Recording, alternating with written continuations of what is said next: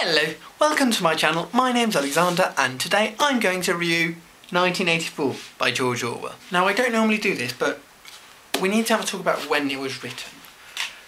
1984, the book, was written in 1949, just after the Second World War and just at the beginning of the Cold War, when tensions between the Soviet Union and the United States were starting to escalate. So from George Orwell's point of view, 1984 is 15 years ahead in the future. So I suppose you could call it science fiction. Wikipedia says it's called social science fiction. Really?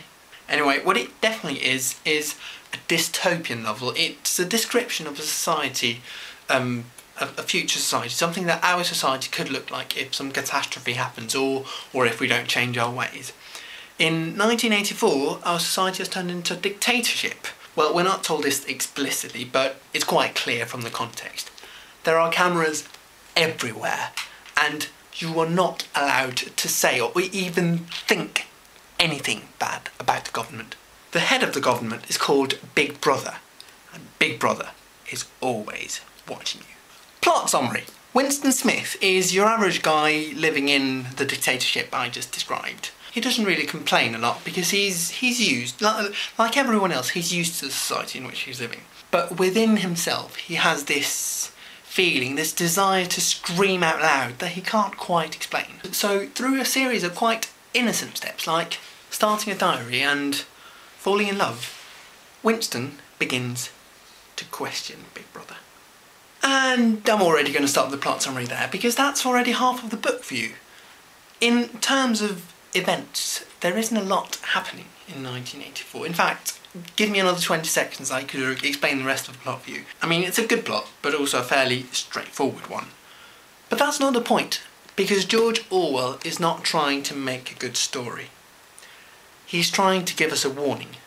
He was looking at the world, the society around him, and he could see the potential dangers, and so he extrapolated that 15 years into the future.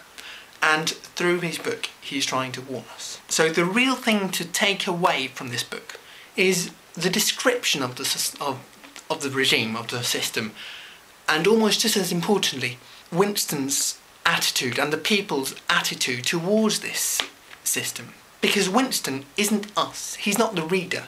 Winston is someone within this dictatorship, and it's very important how he perceives it. In fact, the way people perceive the dictatorship is just as important as the actual functioning of the dictatorship. And so in 300 pages, George Orwell raises a number of deep philosophical questions, and I really wish I had enough time to talk about all of them, because I do think it is very interesting. I didn't actually enjoy the book that much, but the points he raises are very interesting. I'll just mention, say, 3 of them.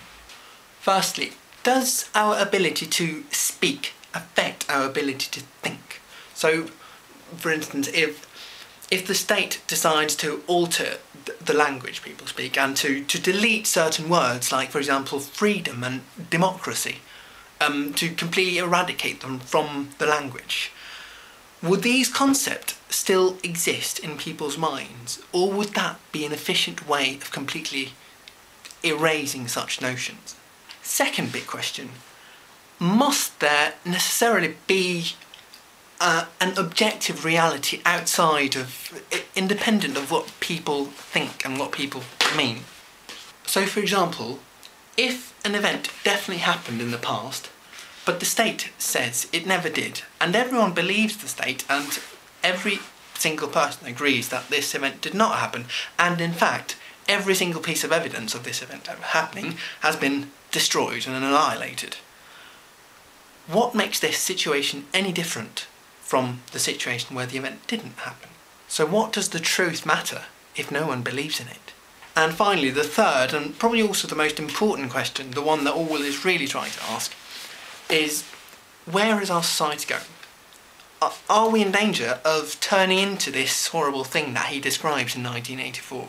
Orwell asked this question in 1949, and we, having the unfair advantage of actually being in the present, we can just look around us And see the answer. Are we in the world of 1984? No, we're not. Hooray! I mean, okay, if you consider, for example, the WikiLeaks scandal that has been raging for months, then sure, governments do lie to us, and they prosecute people who try to make people aware of this. But at least we don't have cameras everywhere. See? Oh. I'm joking here. Our world is not like the one in 1984. We do not live in a dictatorship. Nevertheless, George Orwell's question still applies to us. Have we completely eliminated the risks of ever creating this tyranny? Or do we still run the risk of turning into this terrible dictatorship? In fact, with the increasing tendency to collect personal information about ourselves like Facebook does, and Amazon and Google, and the ability to track down where people are with mobile phones and satellites and video cameras, with all these things that we talk about as invasion of personal privacy, we have to ask ourselves the following question. If someone succeeded in creating a dictatorship, or if someone came to power who wanted to create a dictatorship, or someone made a coup d'etat and installed it, or forced it upon us, then with all these things already being in place, how easy wouldn't it be to maintain that regime, and how difficult wouldn't it be to overthrow? I'll leave you there with these scary thoughts.